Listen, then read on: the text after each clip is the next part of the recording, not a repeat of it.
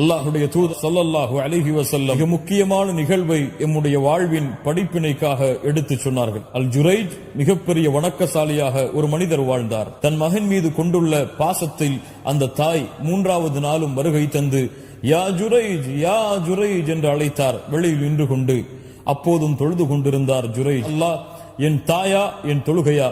3வது நாளும் தொழுகையை தேர்ந்தெடுத்தார். ஜுரைஜை 3 நாள் அழைத்தும் தன்னுடைய அழைப்பிற்கு தன் மகன் பதில் கொடுக்காததை தாய் கோபத்திலே தன் மகனுக்கு எதிராக பிரார்த்தனை செய்கிறாள். யா அல்லாஹ், ஜுரைஜை மரணமடைய செய்து விடாதே. விபச்சாரிகளுடைய முகத்தில் அவள் விழிக்கா. தாயுடைய பிரார்த்தனையை அல்லாஹ் அங்கீகரிக்கிறார். வழிகெடுப்பது என்று திட்டம் தீட்டிக் கொண்டிருக்கிறார்கள். பெண் வருகிறாள். நான் ஜுரைஜை வழிகெடுக்கிறேன் பாருங்கள். தன்னை அழகுபடுத்திக் கொண்டு ஜுரைஜுடைய வணங்குமிடத்திற்கு சென்று தன்னுடைய அழகை வெளிப்படுத்துகிறாள்.